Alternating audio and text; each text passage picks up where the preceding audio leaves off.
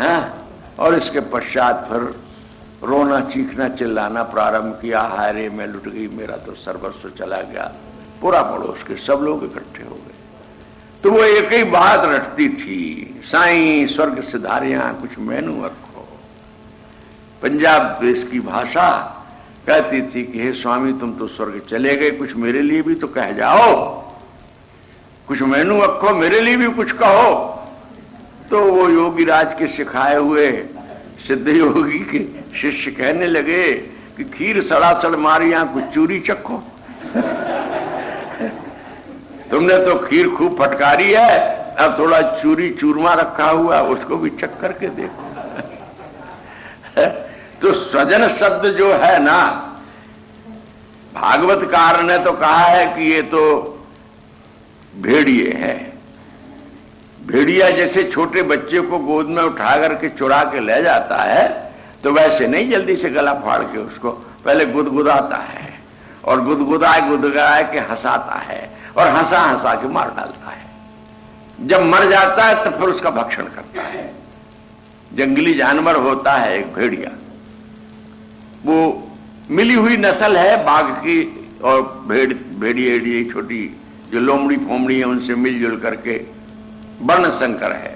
तो वो भेड़िया जो गुदगुदाए करके और फिर पश्चात में उसका भक्षण करता है, बिल्कुल ठीक यही स्थिति संसार के स्वजन कहे जाने वाले लोगों की। यद्यपि ये बात बुरी लगती होगी परंतु परमार्थ के पथिकों का जो दृष्टिकोण है वो बड़ा सही है और यथार्थ है और विचित्र है। विचित्र इसलिए है कि संसार के लोग उस यथार्थता को समझने की पात्रता बड़ी कठिनाई से प्राप्त करते हैं। ये तो समझे समझाए सिद्ध महापुरुष है।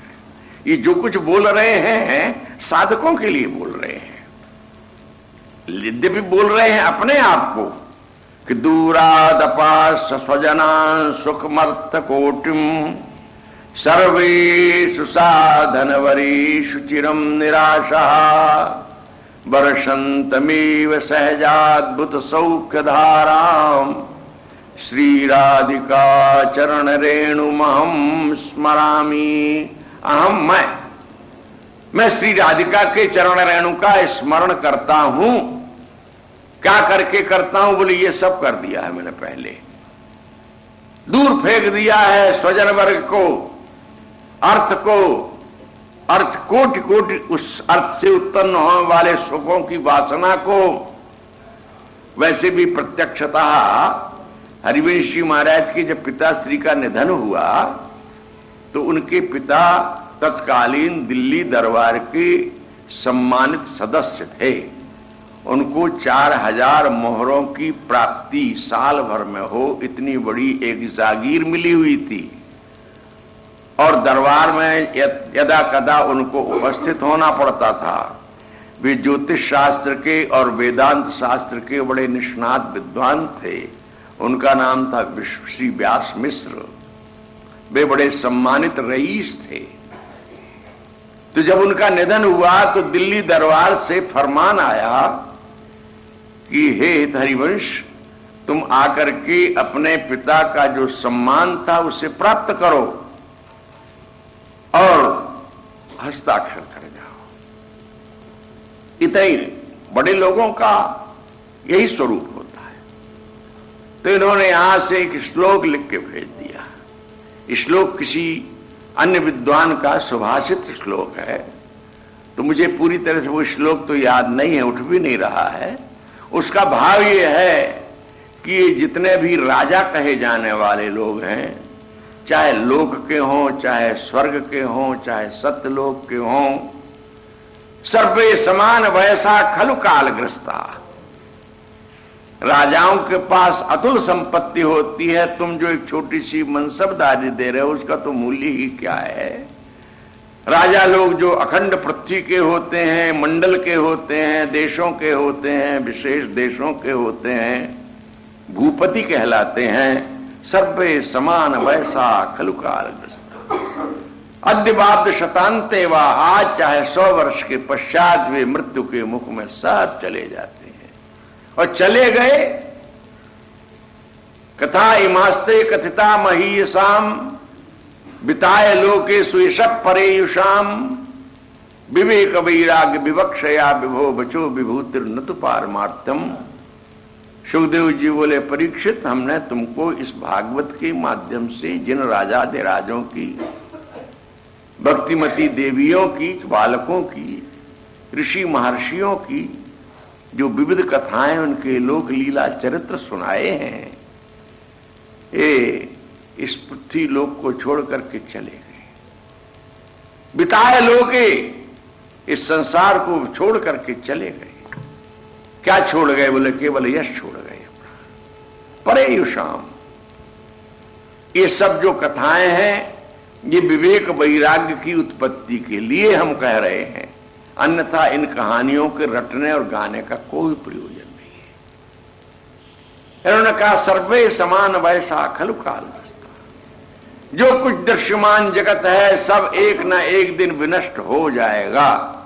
तब तस्मात् भजद् हरिपाद सरोज गंधम, इसलिए श्री हरि के दिव्य चरणारविंद की जो गंध है, आनंदमयी मंगलमयी दिव्य गंध उनके श्री चरणों की, जैसे तुलसी को जरा सा धक्का दे दो अपनी वायु को फेंक देती है, एक दिव्य गंध को प्रसारित कर देती है, तद्वत श्रीहरि के चरणों की जो दिव्य एक सुख सौगंधमयी दिव्य वायु है, जिसका प्रसरण होता है, चेतन आनंदित हो जाता है, उसका भजन करो। जही नाम मंगल लोक त्यों सो हरिपद भजु न विलंब कर।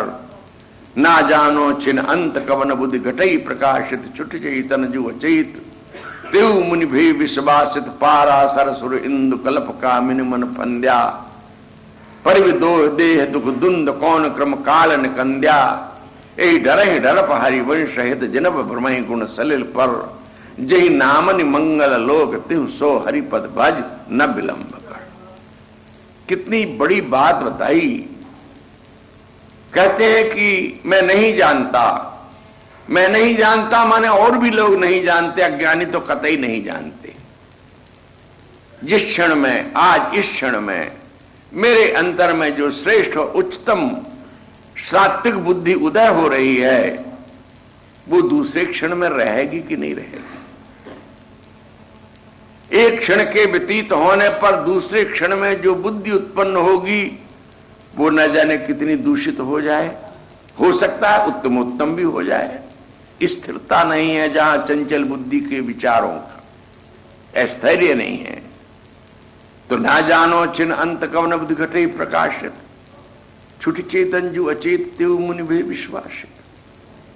जो लोग जड़ जगत से ऊपर उठ करके शुद्ध बुद्ध स्थिति को प्राप्त हो गए, पराशरादिक, पराशर जिनसे भगवान वेद व्यास की उत्पत्ति है, जिनसे सुखदेव जी की उत्पत्ति है, ये वशिष्ठ के पुत्र शक्ति महाराज की संतति है। वशिष्ठ जैसे ज्ञानी की वंश परंपरा है और उनकी भी बुद्धि खराब हो गई। मत्स्येंद्र पुत्री को देखकर पराशर ऋषि के मन में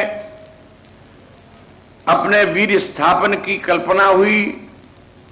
उसी से नौका में विहार हुआ और भगवान वेदव्यास का प्रादुर्भाव हुआ। पराशर नंदन है ना भगवान वेदव्यास, जिनके द्वारा ये सब कुछ व्यासोच्छिष्टम जगत सर्वम, जितना हम श्रुति शास्त्र का अवलोकन करते हैं, सब उनकी ही देन है। उन्हीं ने एकत्र किया, उन्हीं ने प्रणयन किया, उन्हीं ने मंथन किया। परंतु एक कलुष तो लग ही गया पराशर के जीवन में। इंद्र की ऐसी ही कथाएं मिलती हैं, चंद्रमा की भी ऐसी ही कथाएं मिलती हैं। तो परिवदेह दुख द्वंद्व कौन कर्म काल निकंद्या। देह के दुख द्वंद्व को उन्हें भी उठाना, झेलना पड़ा। कर्म और काल पर आज तक किसी ने विजय नहीं पाई। ये हरिवंश जी कहते हैं कौन कर्म काल निकंद्या। एक प्रश्न है, बता रहा कोई कि मैंने कर्म पर विजय पाई, मैं काल पर विजय पा गया।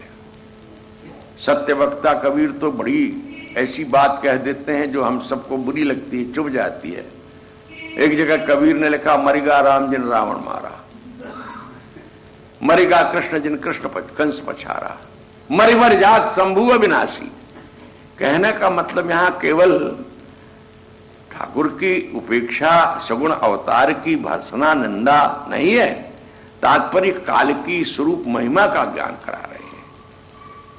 जो आए, प्रकट हुए, किसी भी दिव्य विधि से वे लोक को छोड़कर चले गए, पर जैसे अपने श्री चरणों से इतस्ततः आज से 5000 वर्ष पूर्व नंद नंदन श्री कृष्ण, यदुनंदन श्री कृष्ण, वसुदेव नंदन श्री कृष्ण विचरण किया करते थे, आज तो हमको कहीं घूमते नहीं मिलते।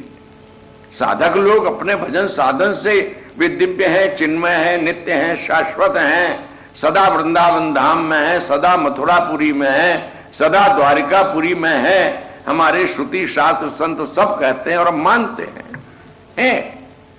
परंतु जब लोक लीला में अवतार लेकर नृलोक विडंबनम अवतरित हुए तो छोड़ करके तो जाना पड़ा है।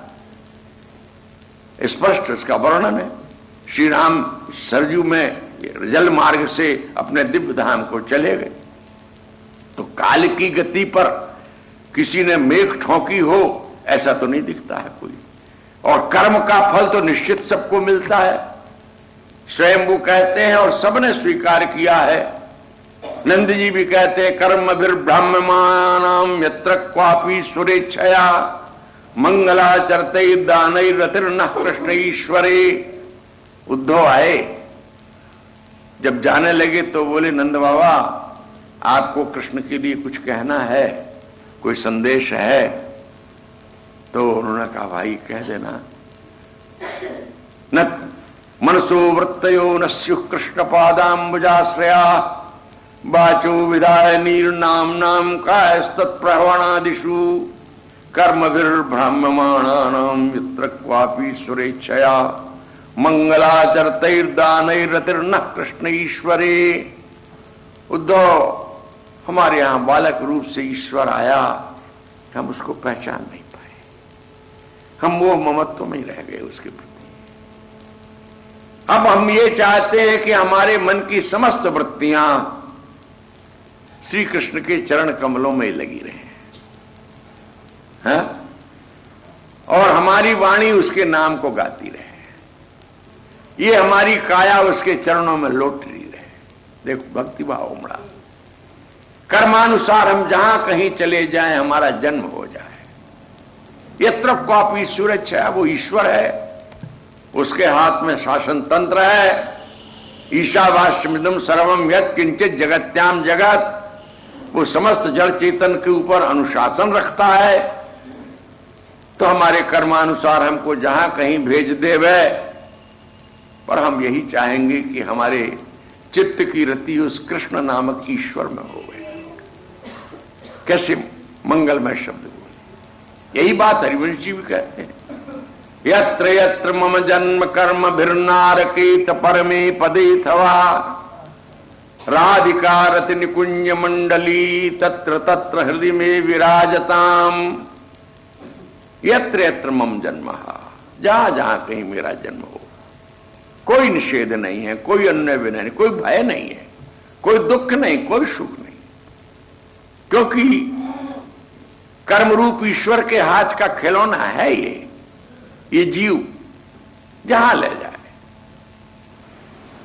नारकेत परमे पदे, स्वर्गे सत्य कैलाश, जहां ले जाए, नरक में ले जाए चाहे परम पद में ले जाए, न कोई हिचक है न कोई घबराहट है।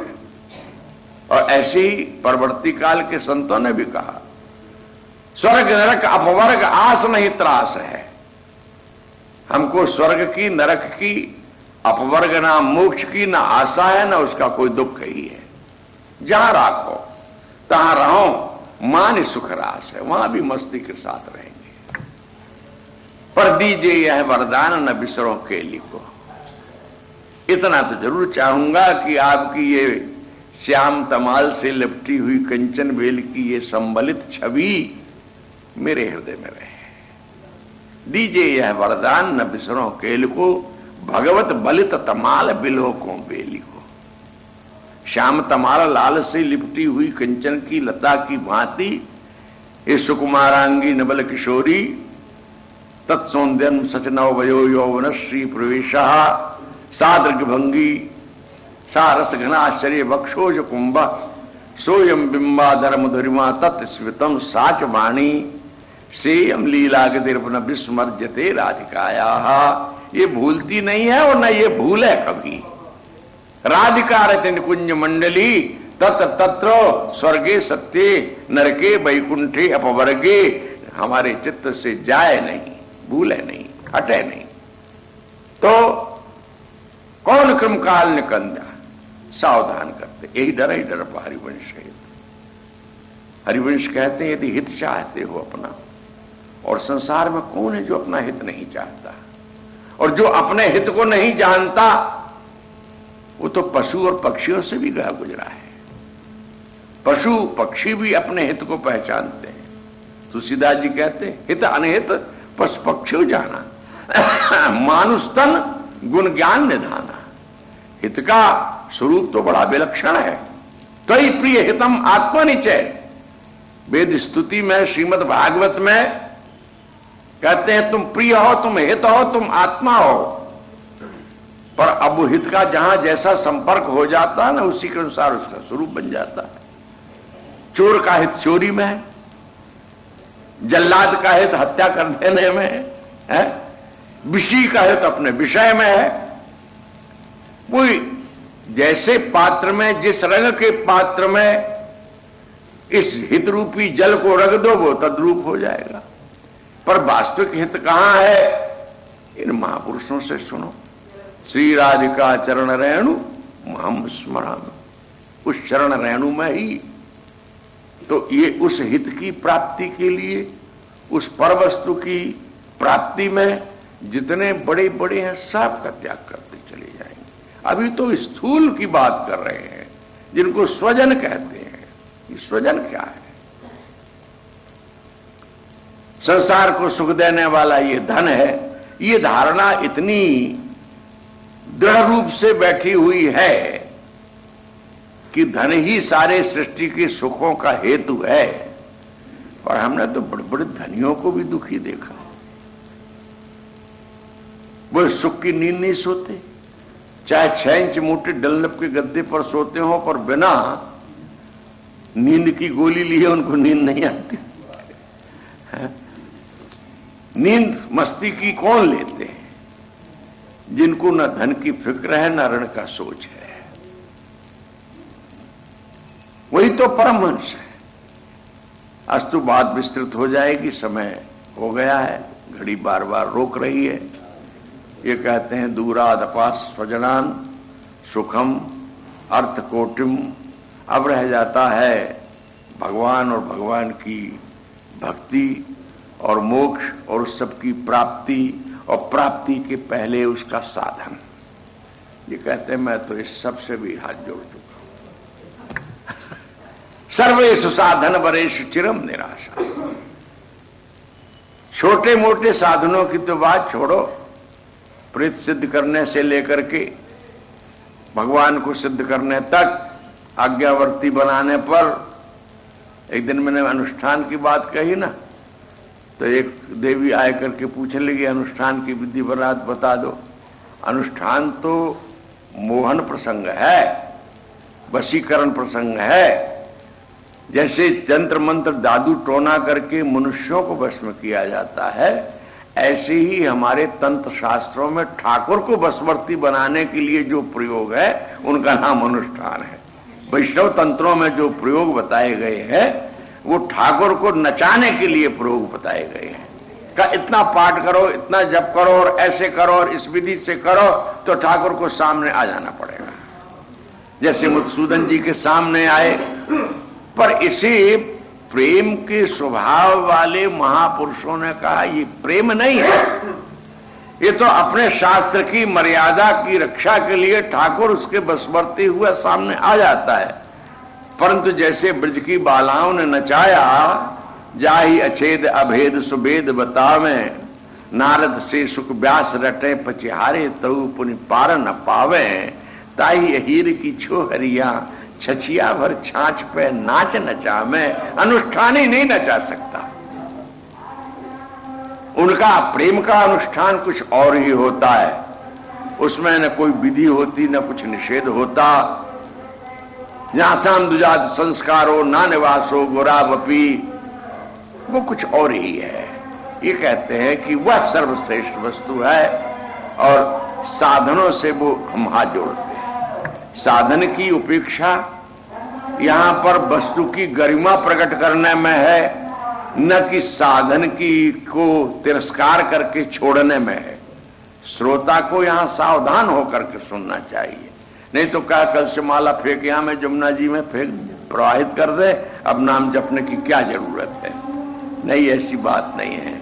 प्रेम का जो महल है ना, नियमों की खाई से घिरा हुआ है। प्रेम का महल नियमों की जो खाई है, जलराशि है, उससे घिरा हुआ है।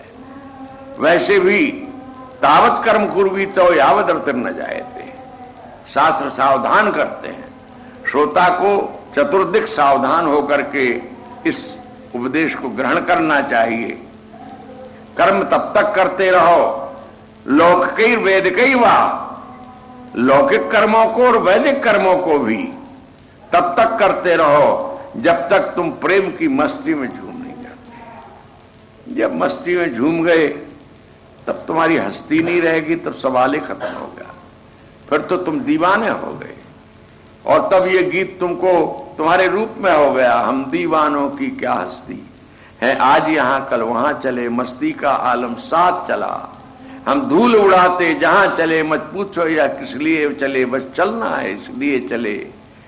जग से अपना कुछ लिए चले, जग को अपना कुछ दिए चले। दो बात कहीं दो बात सुनी, कुछ हंसे और फिर कुछ रोए।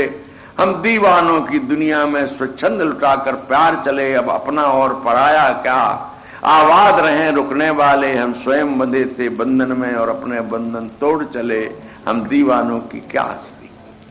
जब हस्ती खो करके दीवाने हो जाओ, प्रेम के दीवाने, दिन दुनिया से ऊपर, तो वो तो कहानी दूसरी हो जाती है। साधन की वरीयता, साधन की श्रेष्ठता, उपयोगिता, महत्ता सब अपनी जगह पर है, परंतु यहां पर श्री राधिका चरण रेणु जहां से सहज और अद्भुत सुख की धारा निरंतर बरसती रहती है, उसकी गरिमा को प्रकट करने के लिए सर्वेषु साधन वरेषु चिरम निराशा, ऐसे कहा गया।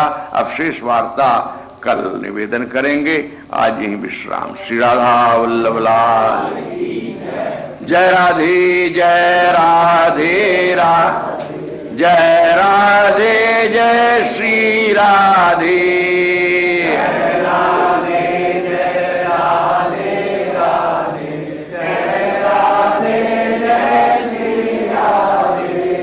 जय श्यामा जय श्यामा, जय श्यामा जय श्री श्यामा, जय श्यामा जय श्यामा श्यामा, जय श्यामा जय श्री श्यामा। श्री राधा वल्लभ लाल की जय, श्री हरिवंश महाराज की जय। जय श्री राधे।